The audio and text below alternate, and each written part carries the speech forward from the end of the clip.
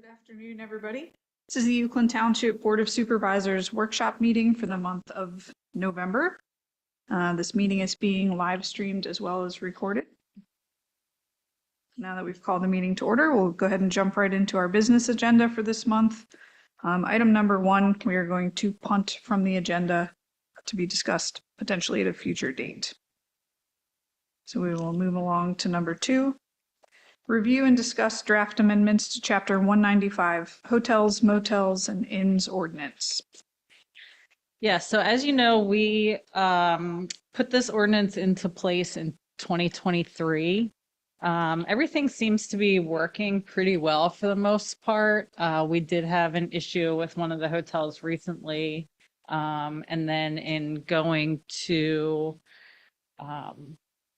try and put things into compliance, we did run into a couple issues just with timelines and everything else. So a couple of the modifications that we're looking to do for this ordinance is around the length of stay. So our current ordinance, it's written no more than 30 consecutive days. We're looking to change that verbiage to 28 consecutive days or 28 days within a 35-day period.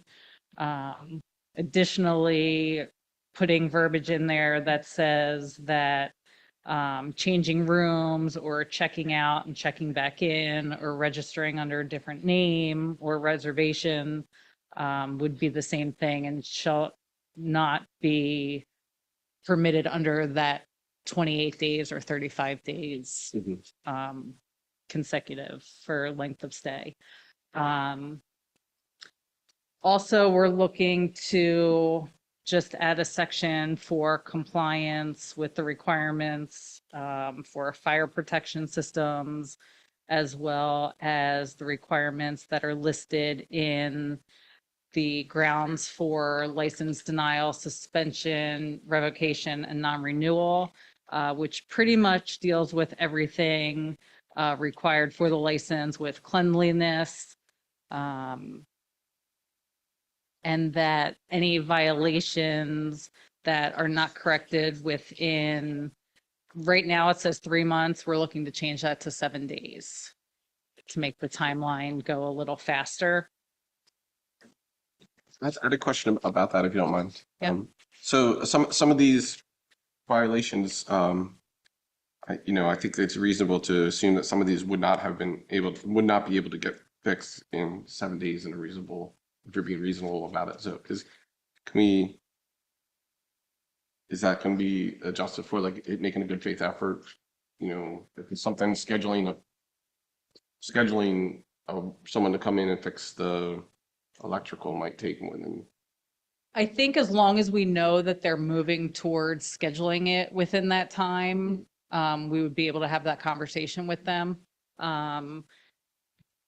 The previous hotel that we were discussing had a handful of violations that actually are all cleaned up. So under the current ordinance, they have 3 months and it all has been cleaned up. And I would say it's probably been within 7 days. Okay. I think most of these, is there something in particular you think they can't? I was just thinking of something like if an electrical problem is, it might not be easy to come. Well, to get that. I mean, it's important, but yeah, like, it's health and safety. I think you want to have someone in there. I think you want them to be an incentive Right. to get someone in there quickly. Yeah.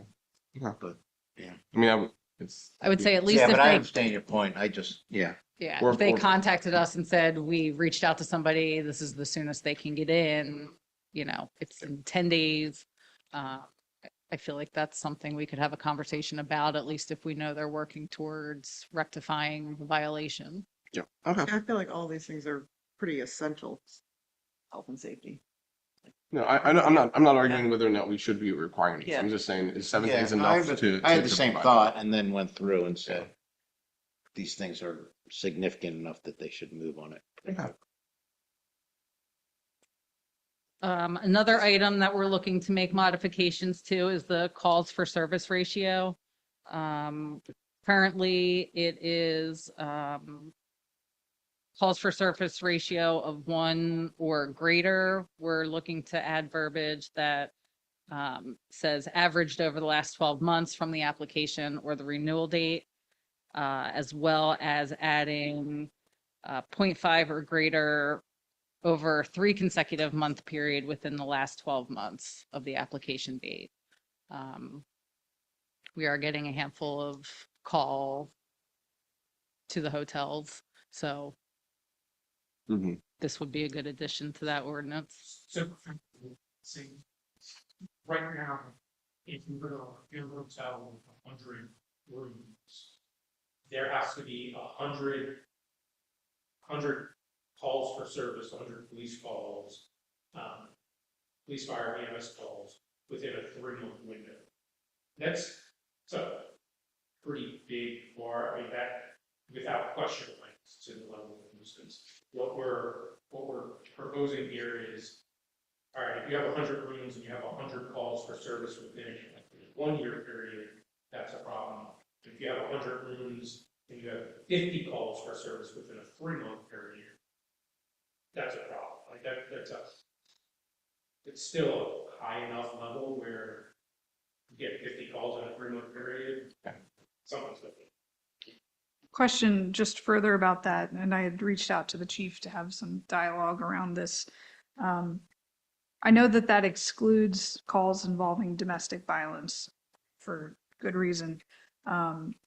However, looking at the call volume there and the type of call, how are we factoring in self-initiated activities and proactive policing? Do they count at all, even if it results in some type of founded call type? The self-initiated activities do not count towards this. I think that's something we have to start with the chief on.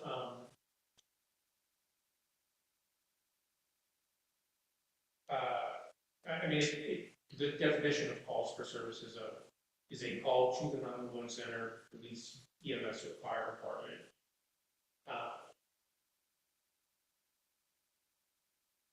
I would argue if you have somebody going, a police officer doing a hotel check, self-initiated activity, and then they find something or somebody approaches them and says, hey, let's file this report.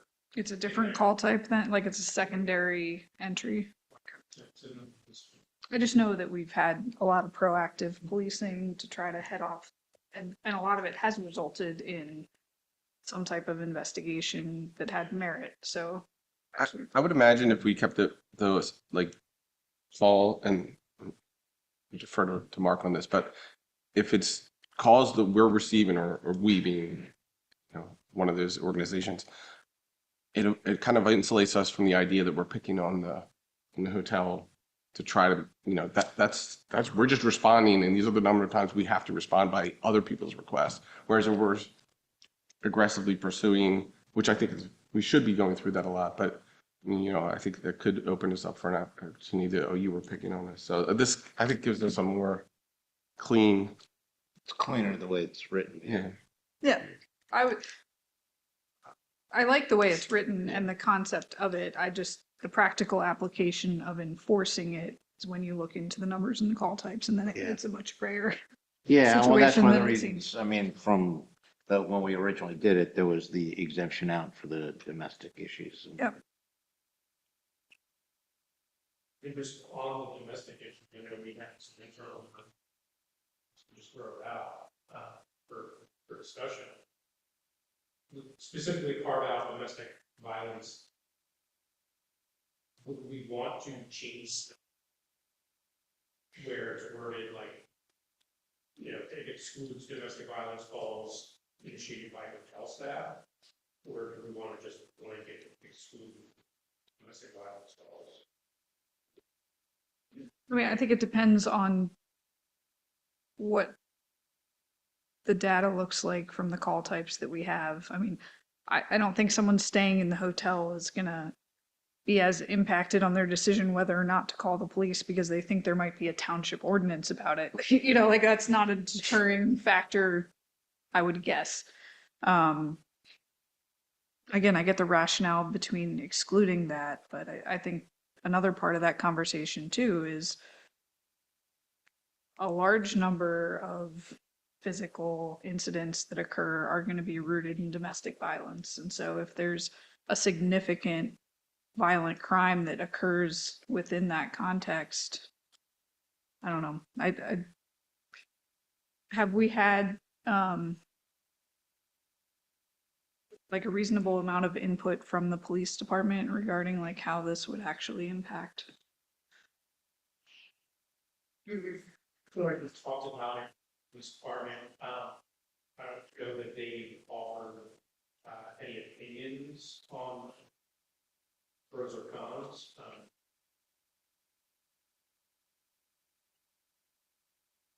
Yeah, I mean, I guess I would just really want to understand, like, in using the numbers now, perhaps as an example, like, hey, if we were going to pursue this just as a test run for purposes of seeing how effective the ordinance could be, let's look at the numbers from this month, which I know that we both have and have looked at, and see how it would, you know, how close we get to that being a How are these both not deterrents for the hotels to not call 911? I mean, if they don't want to have a high ratio, maybe they just won't call when there's an issue. Like, I'm slightly concerned, or pretty concerned that this is more of a deterrent. I mean, I wouldn't want anything to not be reported. What's the purpose of putting these in here? Besides obviously measuring the demand on emergency services per hotel. Right. I think the idea in adjusting calls for service is,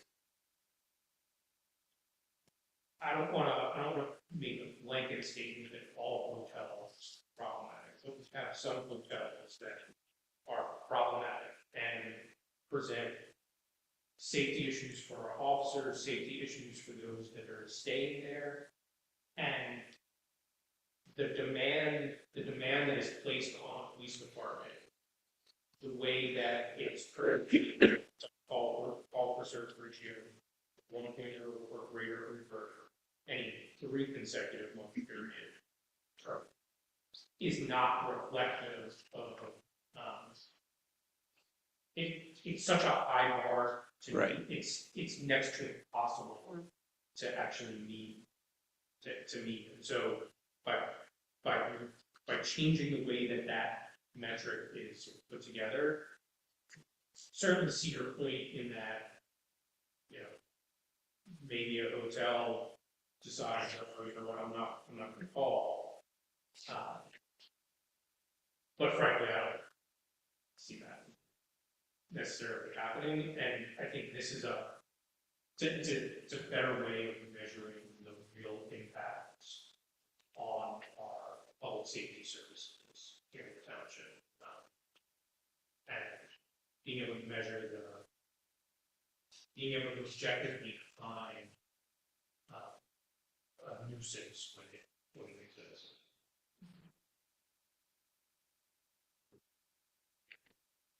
Yeah, I just have a problem conceptually with creating a penalty for people calling emergency services. Just generally isn't a good idea. But I don't think that, I mean, I understand what you're saying, and I see, we don't want to discourage people from calling, but at the same time, like, what we're really measuring is at a certain frequency, the hotel, something is happening that is allowing things to get out of control at this location. And so while you don't want to discourage them from calling the police, like at some point or another, they're not functioning as a good neighbor, and that they're allowing, you know, population to come in, either staying too long, or they're, you know, allowed to, you know, break laws in terms of like drug use and whatever else is going on. And I think we need to have something tangible to go in and say, that's enough. Like you need to fix this. And also consider too, like, I don't have the numbers right in front of me, and certainly we'd have to go back and look more closely at each specific call, but I would be shocked if a majority of the calls were coming from the staff themselves. I think they're generally coming from occupants in the rooms or, people that are either being victimized or being exposed to the type of behavior that they want to report. So, if it ends up 1% of those calls are from the staff, then I wouldn't say you couldn't determine if it was because it was a deterrence or because that's just not where we get the information from. Yeah, I guess worst case scenario is that the manager reads this ordinance and is like, doesn't notice that it's, domestic violence isn't included, sees something, doesn't say anything because they know we're gonna get dinged if we have too many calls. Maybe we could make sure we make that clear in the communication or something. I mean, if the current numbers are any indication, at least from a couple of these places, there hasn't been a deterrent in the number of calls. I mean, Which is good. I mean, not that there's large number of calls, but it's not necessarily. Yeah, and I think what Bobby said too. I just completely lost my train of thought. I'm sorry. My brain turned over. Hotels reached, what's the purpose of us changing the language now? Is it because some hotels are reaching the current limits or I think, or to make it easier for them to reach them? It sounds like it's to make it a little bit, yeah. right now it's almost insurmountable to have the number of calls The ratio. the overall changes to the ordinance, including this, really is a result of some specific incidents that have occurred and have been recurrent problems for quite some time. And admittedly, a little bit of frustration ruling over in that, staff felt like hands were tied in terms of being able to actually do meaningful enforcement on the hotels. And then frustration on the police department side of the hotels are, certain hotels are problematic. And just kind of a meeting of the minds of, okay, what changes should happen within this to, again, be able to, ultimately, our goal is that the hotels are cleaned up and that they're good Safe. operating, safe places for transient guests that have a need for a place to stay. And being able to have the tools at our disposal that if that doesn't happen, to be able to force them into compliance. I think one of the things that Tara and Holmes said is like, look, on any of this, our first action, our first step isn't enforcement, right? It's trying to work with them voluntarily to get things into compliance. And I think Tara and her team do an incredible job of that, right? Like we're not out there handing out violations. It reaches a tipping point of we have tried and tried and tried and have gotten nowhere. And I feel like this is one of those situations where we've tried and tried and tried, but there's been some confusion on staff's part. There's been some issues with the ordinance, just structurally. It's like we were talking. Okay, we're going to issue a violation notice for this. Now they've got 3 months to fix it, and then and not that this actually happened, but under the way this ordinance was written, their electricity got turned off for failure of payment, and we have to wait 3 months for them to operate without electricity before we can take any kind of action. And then it's got to go before we can actually do anything. It's got to go to a hearing before the board, and there's got to be 30 days notice of that hearing. Yeah, and I fully support the other changes. The only thing really was the calls for service thing. I do think we need to have this, we need to be able to enforce the ordinance, so I'm fully support of the 7-day change and. Yeah, remember, I mean, this is really, this just allows, an initial action, and then it's ultimately, if there's going to be a revocation of a license, ultimately can come from the board for them to look at everything and decide if it warrants that. I would just add too, I mean, you said this was a brand new ordinance that this board brought on in mid 2023. And so I think this is just kind of part of the natural life cycle of a new policy where you review it after a few years in or after a couple opportunities where you've had to go through it to see if there's an enforcement mechanism that can be put in place. And then you make minor adjustments based on, what the codes department is seeing and what the police department is seeing. So Yeah, it makes perfect sense. I agree with Mimi. I'm happy with the changes. I do want to just kind of understand offline, in the coming days, just the police department's perspective on the relevance of the calls for service ratio, the level that we put them at. Ultimately, just to make sure that it's either actionable or it's not in the ordinance. And as far generally as changes go, I mean, there were actually some additional changes we were looking at, and I think we decided to go, with the most important ones and the most urgent things that seem like needed. And there might be, further looking at the ordinance and some of the, other modifications that can be made, but these seem to be the ones that needed, like in the short term, needed to be worked on. I guess not to slightly change the subject here, but my only concern, I'm not sure how to deal with it from the ordinance perspective. If we did have to revoke the license and like it had to shut down operations, we say they should provide a reasonable amount of time for guests to vacate the accommodations in between 3 and 7 days. If it's in one of the situations where the person has been a resident of the hotel for over a year or so, I have a couple. I don't know what the Well, they eviction- shouldn't be. I mean, Well, I know they should, but they don't. We know this though. But I mean, I'm just saying that person is probably not prepared to move. I mean, I'm more worried on like what do we do with that person, because that's going to be probably a huge hardship for them. Yeah.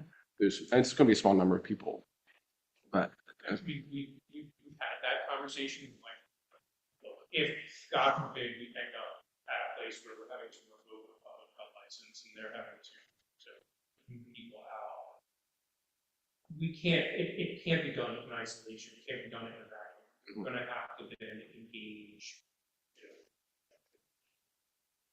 the different social service agencies to put support network. So we're not just putting people out on the street and they're, we're moving people, we're moving the problem from inside 4 walls down to out on the street. Yeah, it's just not. okay. Well, at least thank you. Any other comments or questions? No. Any public comment? All right.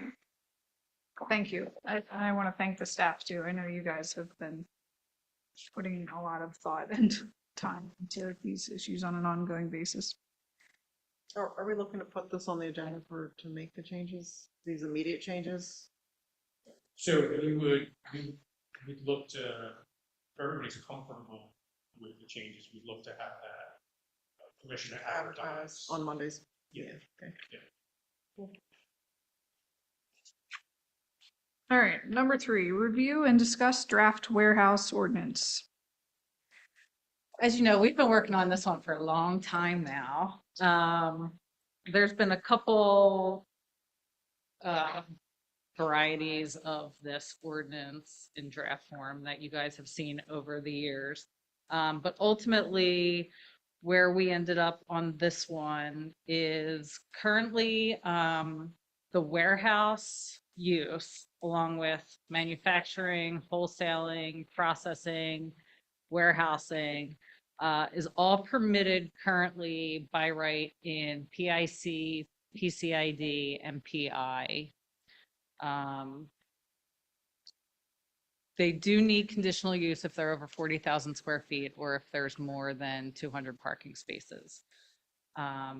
We are looking to add definitions to our ordinance for distribution and fulfillment center, for truck terminals, as well as warehouse, period, which would strictly be for warehouse, building or group of buildings, primarily used for loading and unloading, indoor storage, transfer of products and materials for the purpose of manufacturing, wholesaling, or processing.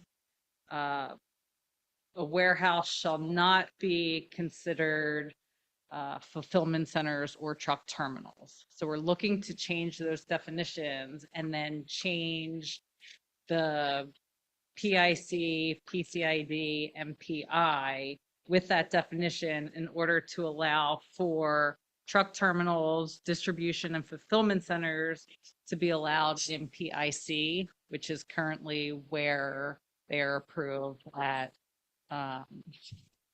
Happy Days Farm.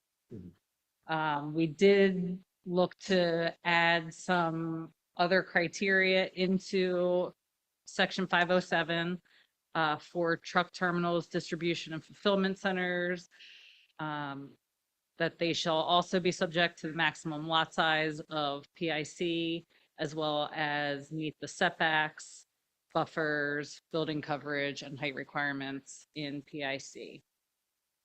Additional requirements that we put into this draft ordinance is that lots which have truck terminals, distribution or fulfillment centers must be located no less than 150 acres, have direct frontage on one highway, be located at least 1,000 feet from a residential property, and be located within 1,000 feet of the entrance of the Turnpike interchange. All land that's proposed for development, truck terminal or distribution and fulfillment center must be in single ownership and subject to an agreement among all other owners to be developed pursuant to the plan. All tractor trailer truck parking within the front yard shall be screened by a 50-foot buffer area and comply with section 608, which is our screening ordinance. No parking or unloading shall be permitted on any public road. External building materials shall be of colors that are low reflective, subtle, or earth tones. High performance building construction is strongly encouraged, and the building shall be constructed in order to allow for roof mounted solar systems. The use shall provide related facilities and amenities to provide comfort and convenience and safety to those engaged in trucking distribution industry. And those facilities shall be located on the same property as the principal use. Daily operations plan shall be submitted for review and approval by the township, including the nature of on-site activities, types of material stored, frequency of distribution and restocking, total number of employees per shift, and the general scale of operation in terms of market area. And there shall be no storage outdoors of any kind. Trash and boxes shall be contained in all appropriate locations. All of those items have also been added to the conditional use decision for that property currently. Any questions on that ordinance? I guess the direct frontage on major highways, I'm assuming we have a definition for major highways, like all the roads are labeled. We do, yes. So what are the major highways? ordinance. Route 100, 113. Okay. I believe Whitford Road might be listed as a major highway. Really? I'd have to double check that one. So are they just labeled as historically they've been labeled, or is there a certain definition to go along with what a major highway? There is a is. certain definition. I believe it's related to street width and right of way. Mm-hmm. I was wondering how Whitford Road and 100 are in the same bucket. I believe because Whitford Road is a state road So they define it? previously, well, they're not in PIC zoning district, so they wouldn't be allowed to have Sure, a sure. distribution warehouse. Yeah. But I would have to double check on that as a major highway.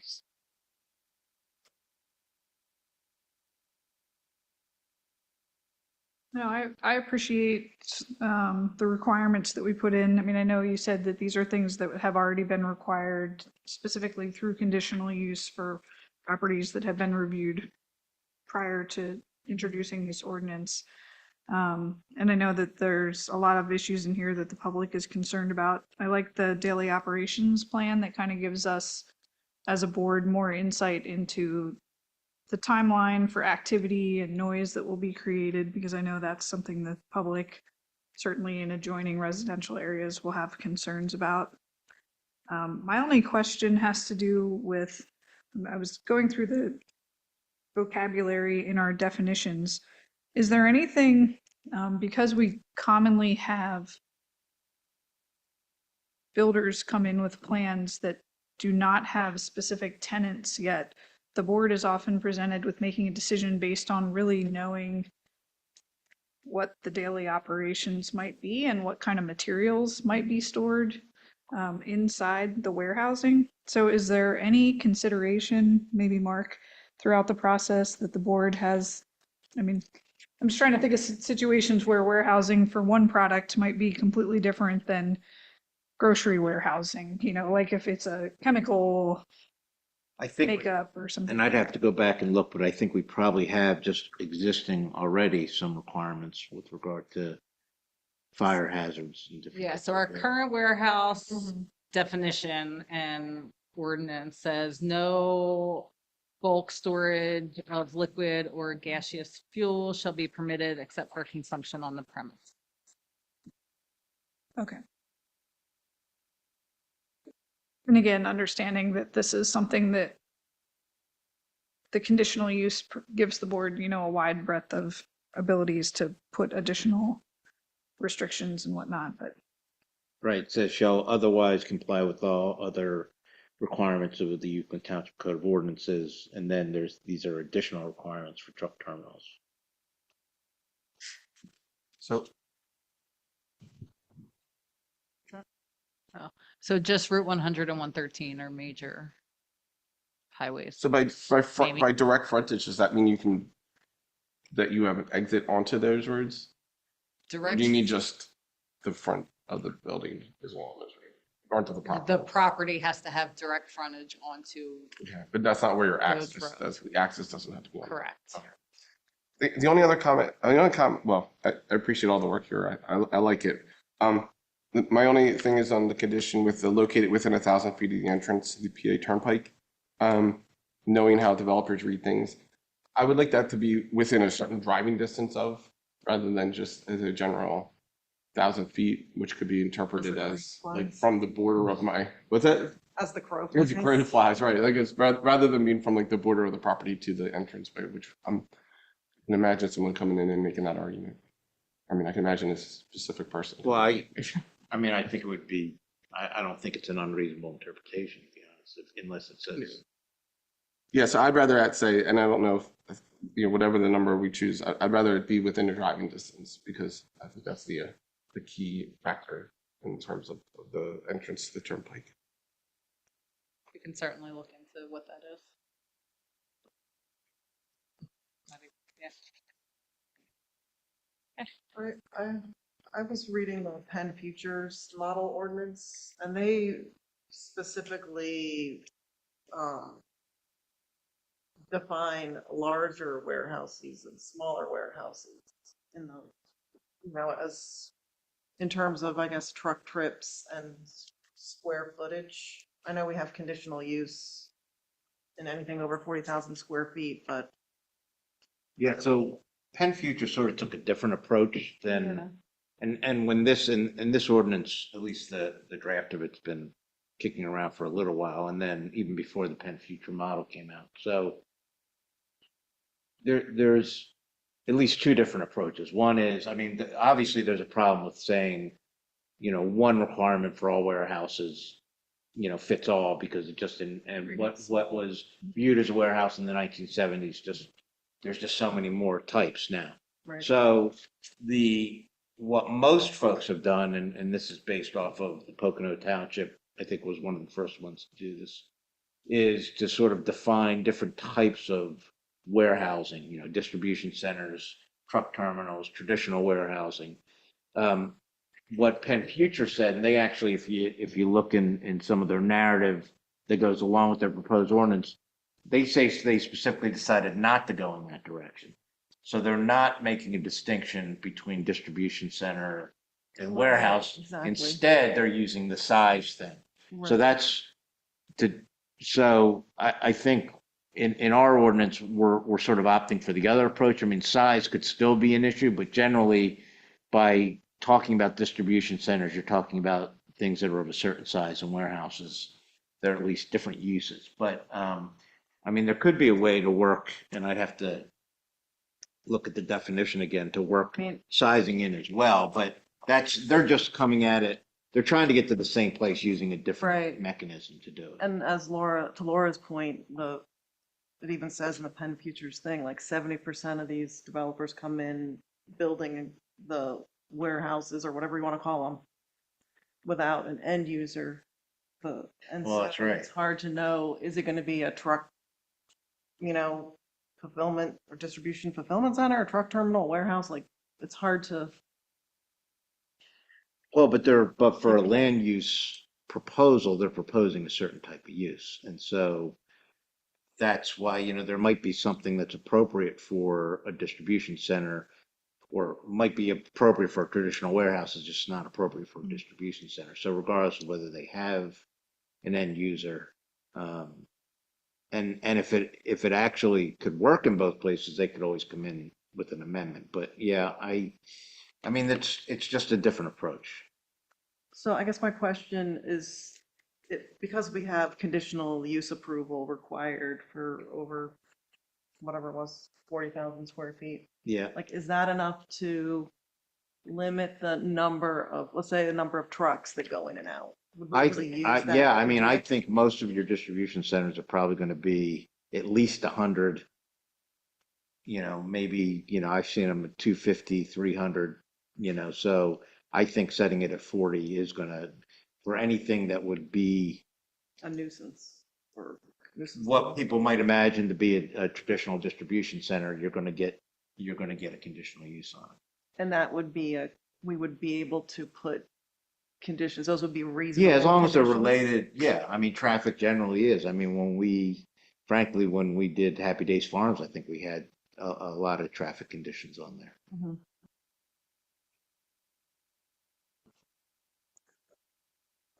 One other comment that I know that we have discussed in the past in relation to the current plans that are in progress, Portland property specifically.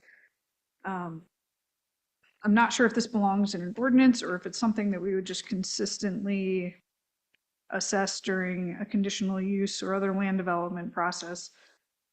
The employees that typically are working in warehousing come from generally single vehicle households. And I know Lehigh Valley is one of the heaviest warehousing development areas in the country right now, and something that they have repeatedly said the importance of during the land development process is public transportation for employees and access, not just along the line, but into the actual facility from a pedestrian standpoint. Is requiring a memo of understanding or some other transportation plan for a user like this something that we would do through an ordinance or just a land development fact? It would probably be land development. I think you might remember when we were doing Happy Days Farm, we actually had some provisions in there about a turnpike slip ramp, because you're dealing with third parties, and that we really, really, really wanted it, and the Turnpike Commission had no interest, so it's very hard Right. to sort of regulate that on a one-sided basis, but it certainly can be something that's discussed in land development, and maybe, like what we ended up doing on the slip ramp was, okay, well, use your best efforts, because there were time constraints on that, but, you know, you can, I think it probably is more appropriate for a land development thing. I mean, we've gone through different conditional uses before. I think Eagle Or View I mean, was the last conditional one use where we too, asked them to right. put a bus shelter in Right. for SEPTA. But why, like, if SEPTA's not going there, Right. I just didn't know, like, if it was something that we were regularly going to exercise through conditional use, why wouldn't we just put it in the ordinance? Like, Right. It's just really I think case it's a of where it very, belongs yeah, I best. think it's usually is a site specific thing. What- But yeah, I think we had a conditional use condition on the slip ramp also. it was in there. Yes. What other areas of the township would fall under this? Distribution Mhm. fulfillment center, none.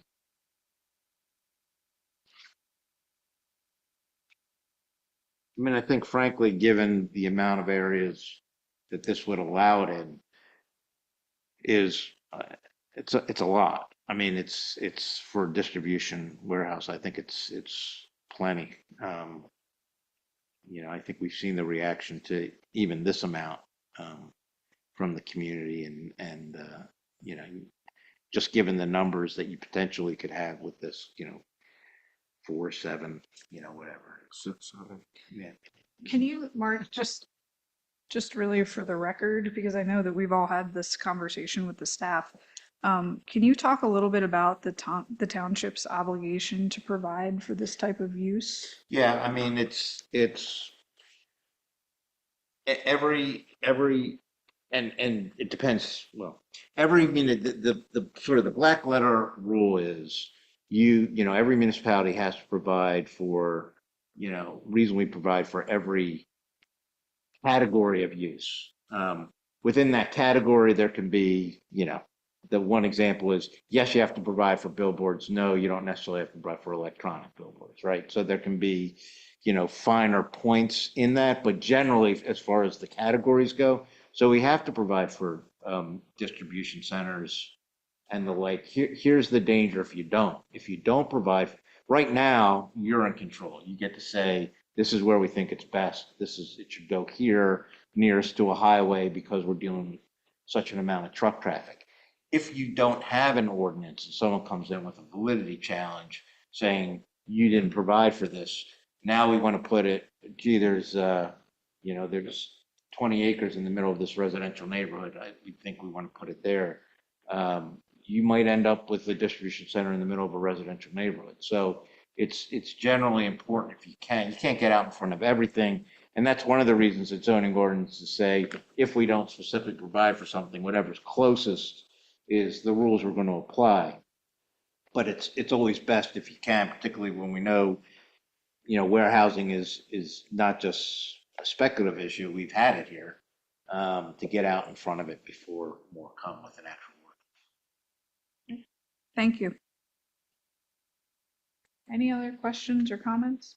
No, Public I comments? just want to say thank you also, both Tara and everybody who's worked on this ordinance for a while. So the intent will also be to have this on the November business agenda to go out for a 30-day review, at which point the public can certainly provide comment as well. So, you know, this is a popular topic.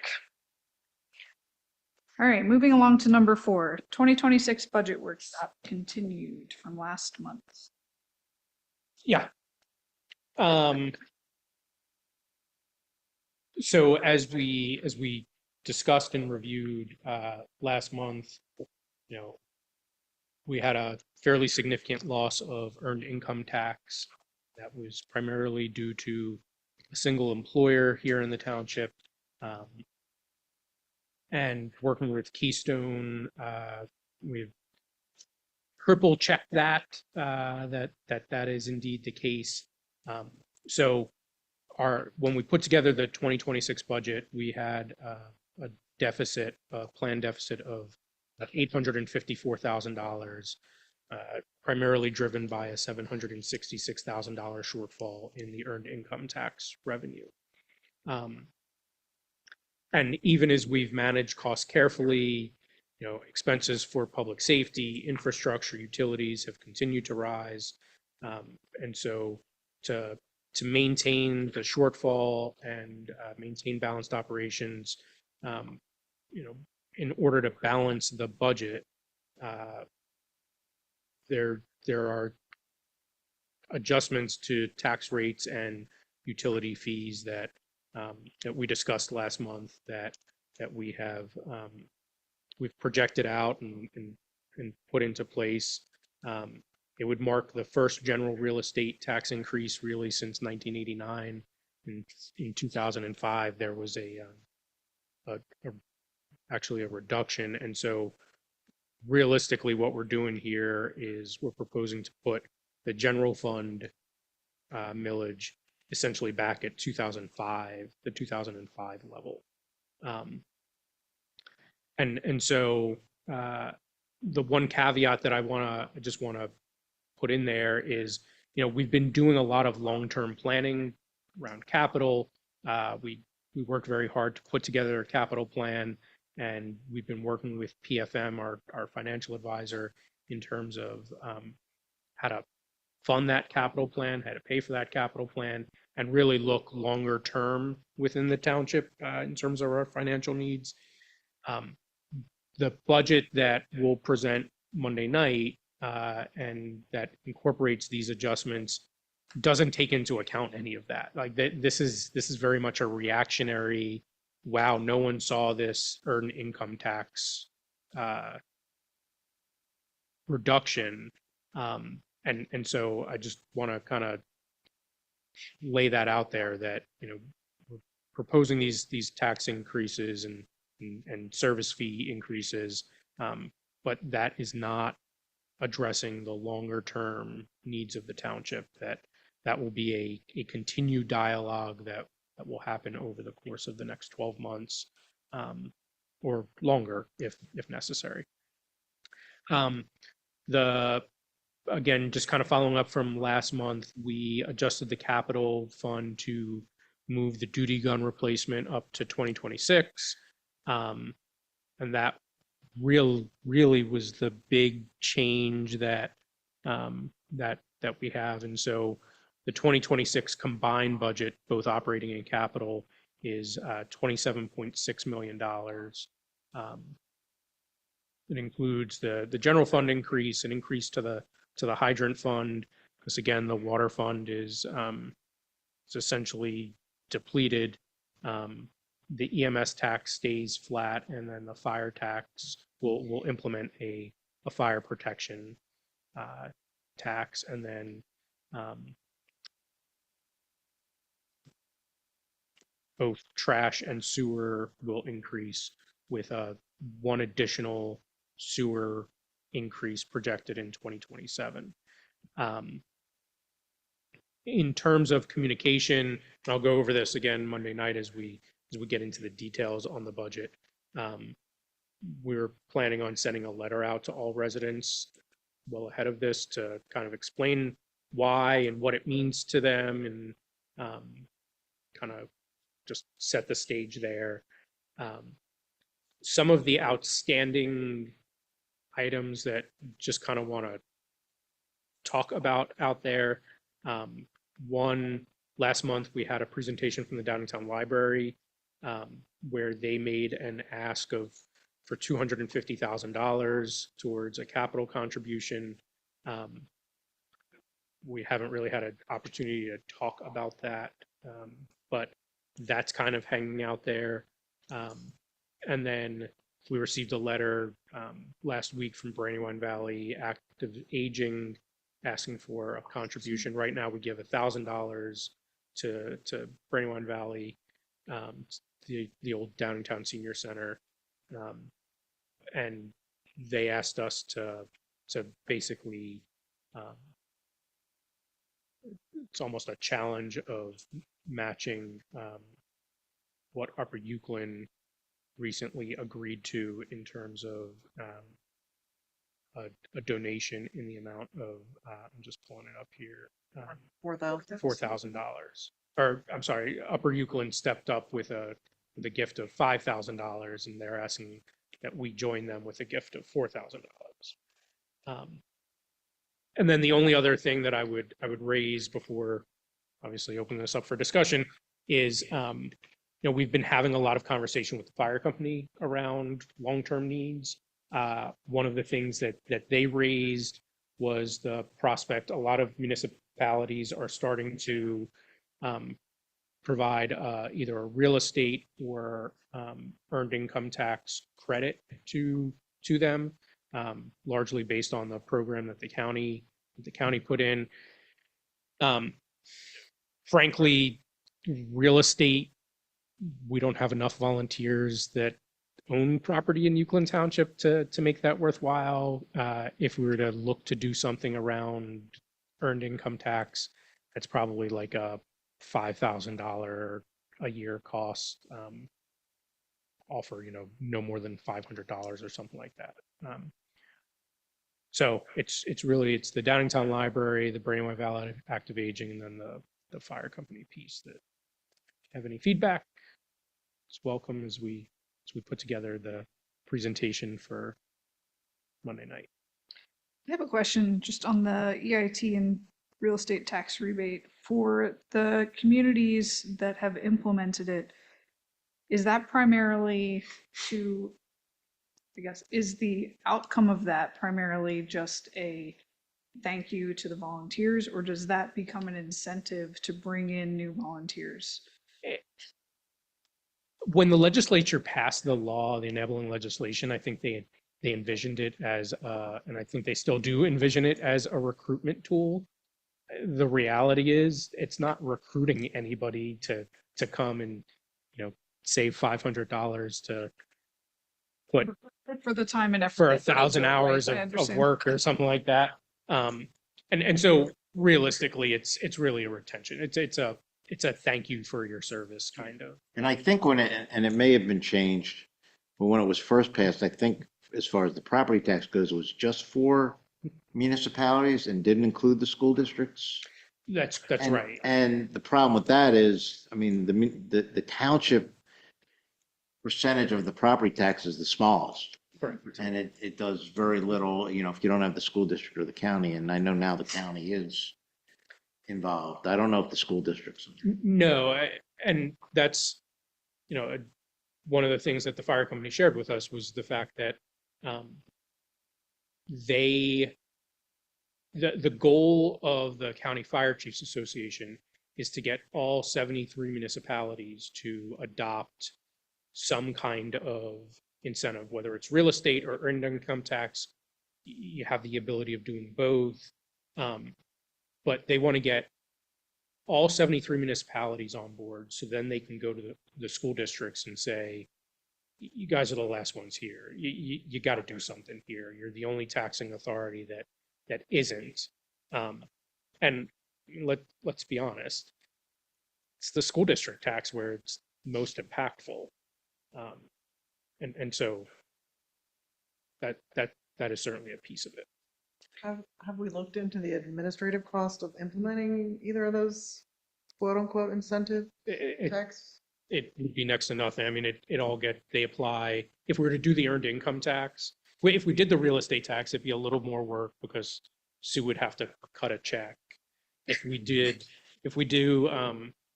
just the earned income tax, they apply directly to Keystone, and we would, if we were to do this, if it were something that you were inclined to do, I would suggest modeling it off of the county. So basically, if you're eligible for the county program, then you'd be eligible for us. I know a little something about the county program, and it was purposefully written that you had to be an active participant to actually be able to take advantage of it. You couldn't just show up every once in a while.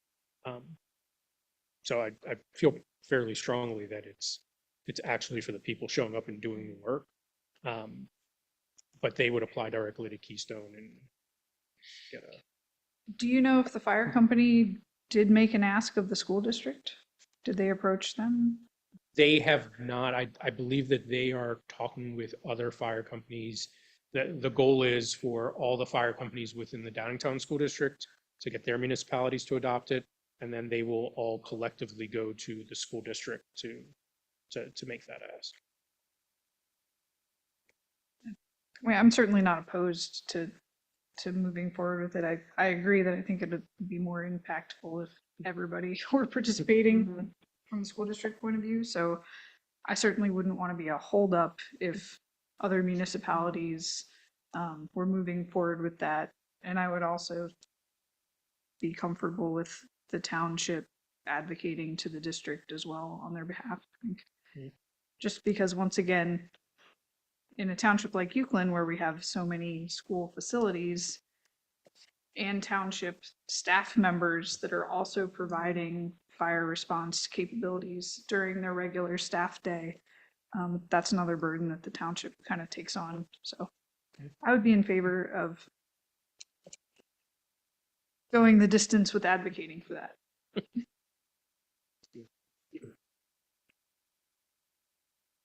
Do we want to have a discussion about the library contribution? Did the Downingtown Library ask Euclid for 200? I thought it was 50,000. No, It was 50 a year. 250. It was 250. like they were going to stretch. They're asked to stretch it out over 5 years, right? Or something. Oh, like Yeah. maybe that's what I was Yeah. thinking. So it'd be 50 a year. Yeah. I mean, I support the library 100%. Do we have the money? I mean, I think we could probably come up with the 50K this year or for 26.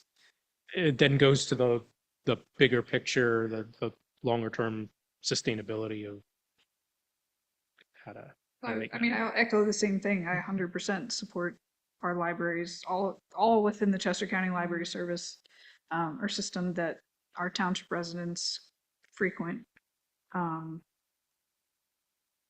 I am worried about that degree of commitment in the immediate future for the township, just because I would rather focus on getting our capital funding in place for the things that we need to be sustainable, the services that we need to be sustainable.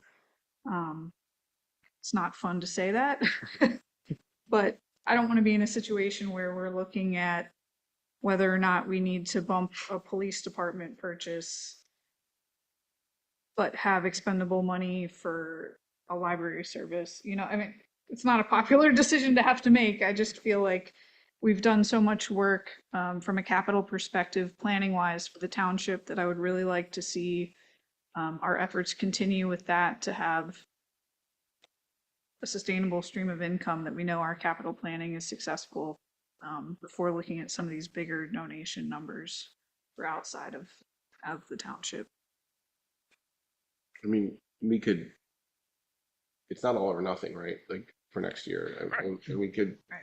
we could give a down payment, and then say if things are looking golden next year or 2 years from now, we could do a catch up. But Yeah. because I share concerns, but also I don't think that means we have to walk away completely. Maybe we can find a number that's more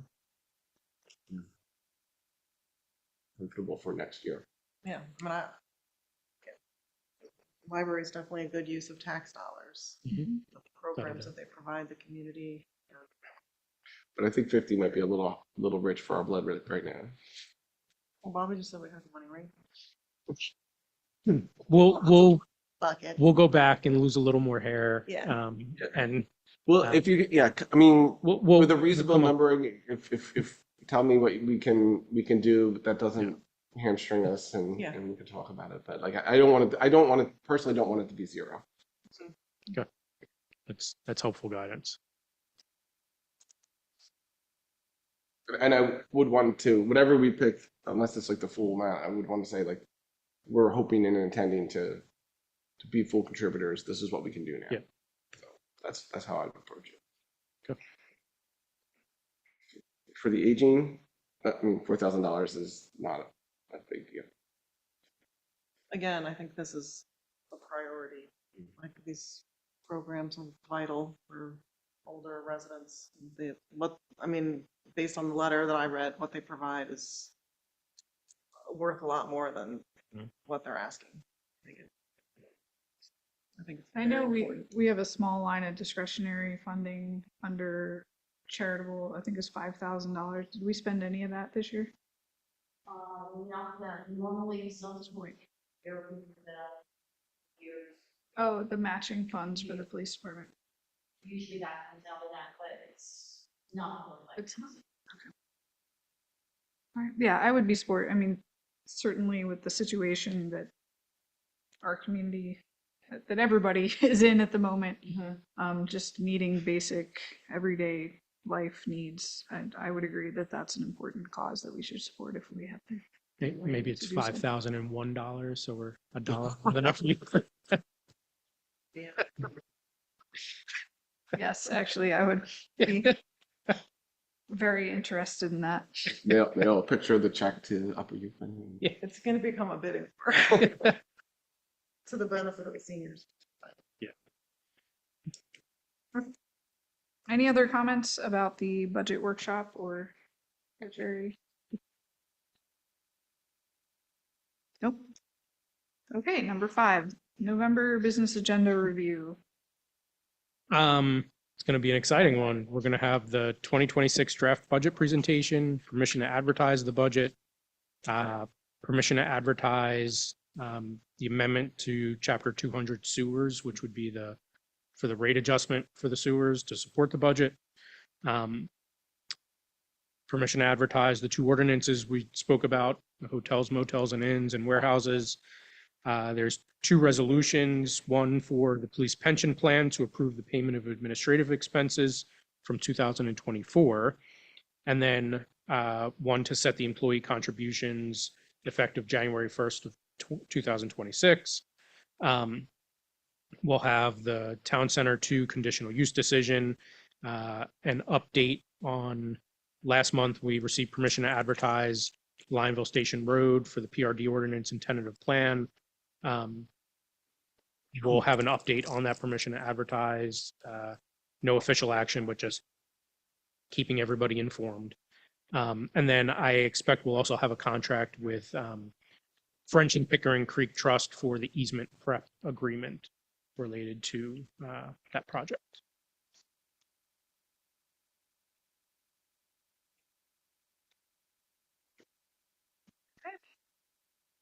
Any questions or comments on the agenda?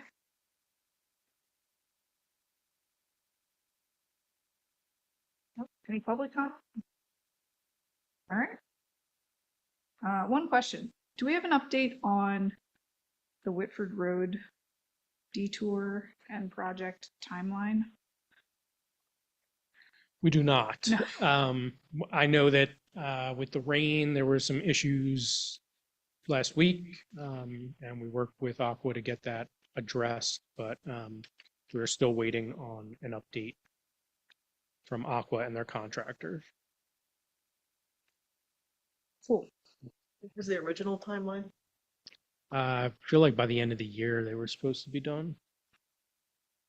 And they're telling us it's gonna be longer than that, or we're just No, bored of we it? just and don't. we They want- haven't said anything. Yeah, I mean, there's no indication that it would go longer.